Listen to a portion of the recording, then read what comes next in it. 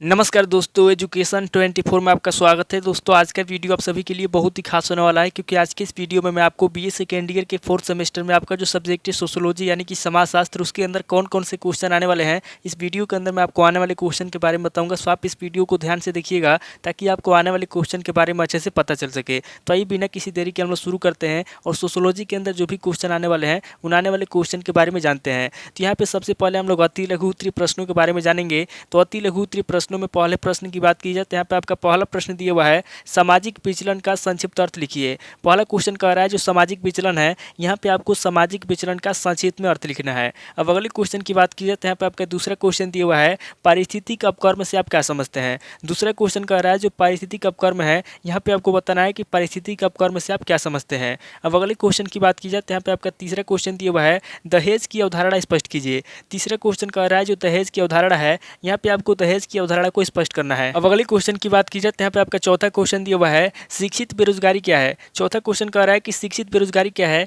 यहाँ पे आपको शिक्षित बेरोजगारी के बारे में बताना है। अब अगले क्वेश्चन की बात की जाए तो यहाँ पे आपका पांचवा क्वेश्चन दिया हुआ है, घरेलू हिंसा को परिभाषित कीजिए। पांचवा क्वेश्चन कह रहा है जो घरेलू हिंसा है, यहाँ पे आपको घरेलू हिंसा को परिभाषित करना है। अब अगले क्वेश्चन की बात की जाए तो यहाँ पे आपका छठा क्वेश्चन दिया हुआ है, विवाह विच्छेद या तलाक के 4 कारण लिखिए। छठा क्वेश्चन कह रहा है जो विवाह विच्छेद है या जो तलाक है, यहाँ पे आपको विवाह विच्छेद या तलाक के 4 कारण लिखना है। अब अगले क्वेश्चन की बात की जाए तो यहाँ पे आपका सातवां क्वेश्चन दिया हुआ है, अंतर पीढ़ी संघर्ष के 4 कारण लिखिए। सातवां क्वेश्चन कह रहा है जो अंतर पीढ़ी संघर्ष है, यहाँ पे आपको अंतर पीढ़ी संघर्ष के 4 कारण लिखना है। अब अगले क्वेश्चन की बात की जाए तो यहाँ पे आपका आठवां क्वेश्चन दिया हुआ है, साइबर क्राइम क्या है। आठवां क्वेश्चन कह रहा है कि साइबर क्राइम क्या है, यहाँ पे आपको साइबर क्राइम के बारे में बताना है। अब अगले क्वेश्चन की बात की जाए तो यहाँ पे आपका नवा क्वेश्चन दिया हुआ है, निर्धनता के 2 उपचार बताइए। नवा क्वेश्चन कह रहा है जो निर्धनता है, जो गरीबी है, यहाँ पे आपको निर्धनता के 2 उपचार बताना है कि निर्धनता को कैसे खत्म किया जा सकता है।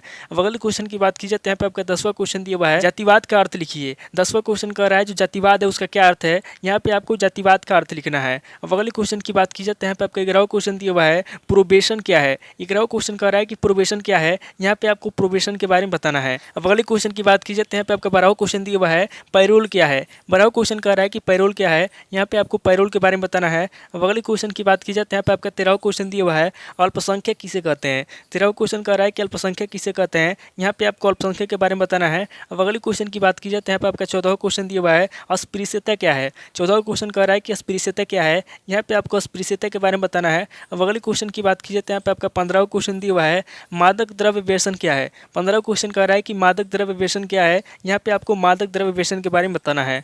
अब अगले क्वेश्चन की बात की जाए तो यहाँ पे आपका 16वां क्वेश्चन दिया हुआ है, बाल अपराध की अवधारणा स्पष्ट कीजिए। 16वां क्वेश्चन कह रहा है जो बाल अपराध है, यहाँ पे आपको बाल अपराध की अवधारणा को स्पष्ट करना है। तो टोटल आपके 16 क्वेश्चन हो गए जो आप सत्य लघु उत्तरीय प्रश्न में पूछे जाएंगे। अब आगे हम लोग लघु उत्तरीय प्रश्नों के बारे में जानेंगे। तो यहाँ पे लघु उत्तरीय प्रश्नों में पहले प्रश्न की बात की जाए तो यहाँ पे आपका पहला प्रश्न दिया हुआ है, अपराध की परिभाषा दीजिए। पहला क्वेश्चन कह रहा है जो अपराध है, यहाँ पे आपको अपराध की परिभाषा देना है। अब अगले क्वेश्चन की बात की जाए तो यहाँ पे आपका दूसरा क्वेश्चन दिया हुआ है, श्वेत वसन अपराध को परिभाषित कीजिए। दूसरा क्वेश्चन कह रहा है जो श्वेत वसन अपराध है, यहाँ पे आपको श्वेत वसन अपराध को परिभाषित करना है, यानी कि श्वेत वसन अपराध की परिभाषा लिखना है। अब अगले क्वेश्चन की बात की जाए तो यहाँ पे आपका तीसरा क्वेश्चन दिया हुआ है, मादक द्रव्य व्यसन के प्रमुख कारण कौन है। तीसरा क्वेश्चन कह रहा है जो मादक द्रव्य व्यसन है, यहाँ पे आपको मादक द्रव्य व्यसन के प्रमुख कारण बताना है। अब अगले क्वेश्चन की बात की जाए तो यहाँ पे आपका चौथा क्वेश्चन दिया हुआ है, आत्महत्या के कारणों पर प्रकाश डालिए। चौथा क्वेश्चन कह रहा है जो आत्महत्या के कारण है, यहाँ पे आपको आत्महत्या के कारणों पर प्रकाश डालना है। अब अगले क्वेश्चन की बात की जाए तो यहाँ पे आपका 5वां क्वेश्चन दिया हुआ है, साइबर अपराध के प्रमुख प्रकारों की विवेचना कीजिए।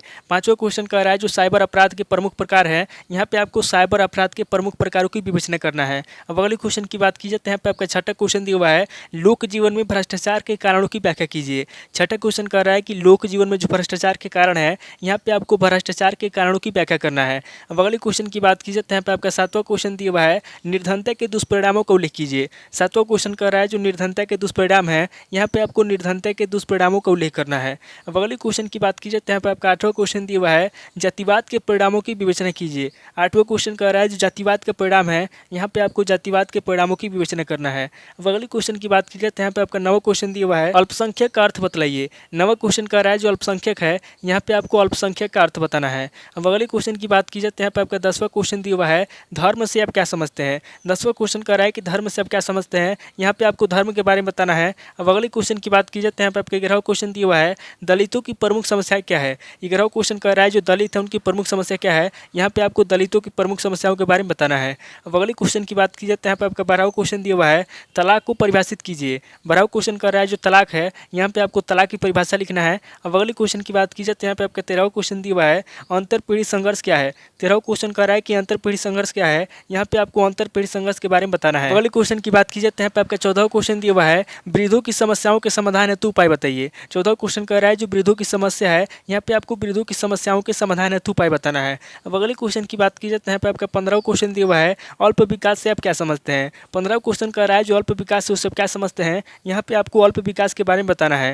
अब अगले क्वेश्चन की बात की जाए तो यहाँ पे आपका 16वां क्वेश्चन दिया हुआ है भारत में विकास प्रवृत्ति विस्थापन की विवेचना कीजिए। 16वां क्वेश्चन कह रहा है कि भारत में जो विकास प्रवृत्ति विस्थापन है, यहाँ पे आपको विकास प्रवृत्ति विस्थापन की विवेचना करना है। तो टोटल आपके 16 क्वेश्चन होंगे जो आपसे लघु उत्तरीय प्रश्न में पूछे जाएंगे। अब आगे हम लोग दीर्घ उत्तरीय प्रश्नों के बारे में जानेंगे। तो यहाँ पे दीर्घ उत्तरीय प्रश्नों में पहले प्रश्न की बात की जाए तो यहाँ पे आपका पहला प्रश्न दिया हुआ है श्वेत वसन अपराध को परिभाषित कीजिए, इसके सामाजिक परिणामों की विवेचना कीजिए। पहला क्वेश्चन कह रहा है जो श्वेत वसन अपराध है, यहाँ पे आपको सबसे पहले श्वेत वसन अपराध की परिभाषा लिखना है, उसके बाद आगे आपको इसके सामाजिक परिणामों की विवेचना करना है। अगले क्वेश्चन की बात की जाए तो यहाँ पे आपका दूसरा क्वेश्चन दिया हुआ है भारतीय नवयुवकों में मादक द्रव्य व्यसन की समस्या की विवेचना कीजिए। दूसरे क्वेश्चन कह रहा है जो भारतीय नवयुवक है, यहाँ पे आपको भारतीय नवयुवक में मादक द्रव्य व्यसन की समस्या की विवेचना करना है। अब अगले क्वेश्चन की बात की जाए तो यहाँ पे आपका तीसरा क्वेश्चन दिया हुआ है निर्धनता से आप क्या समझते हैं, भारत में निर्धनता की समाप्ति हेतु सुझाव दीजिए। तीसरा क्वेश्चन कह रहा है कि निर्धनता से आप क्या समझते हैं, यहाँ पे आपको सबसे पहले निर्धनता के बारे में बताना है, उसके बाद आगे आपको भारत में निर्धनता की समाप्ति हेतु सुझाव देना है।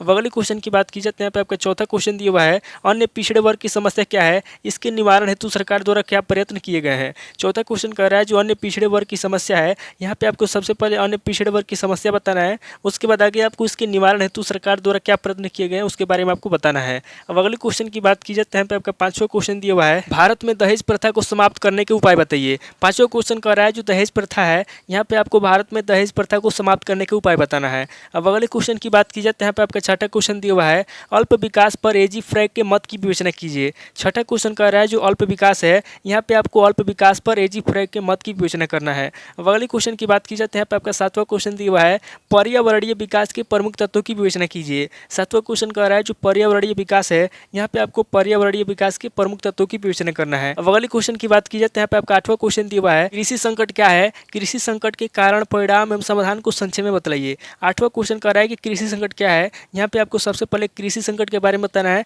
उसके बाद आगे आपको कृषि संकट के कारण बताना है, परिणाम बताना है एवं समाधान को संक्षेप में बताना है। तो टोटल आपके 8 क्वेश्चन हो गए जो आपसे दीर्घ उत्तरीय प्रश्न में पूछे जाएंगे। तो इस वीडियो के अंदर मैंने आपको अति लघु उत्तरीय प्रश्न, लघु उत्तरीय प्रश्न और दीर्घ उत्तरीय प्रश्न तीनों तरह के प्रश्नों के बारे में बता दिया। आप इन तीनों तरह के प्रश्नों को नोट कर लीजिए और किसी किताब से सीरीज से मिलाकर के याद कर लीजिए। तो दोस्तों आज इस वीडियो को मैं पे स्किप करता हूँ और मिलता हूँ आपसे नेक्स्ट वीडियो में। अगर आपको वीडियो अच्छा लगा तो वीडियो को लाइक कीजिए, शेयर कीजिए और कमेंट करके बताइए कि आपको नेक्स्ट वीडियो किस टॉपिक ऊपर चाहिए। थैंक यू दोस्तों।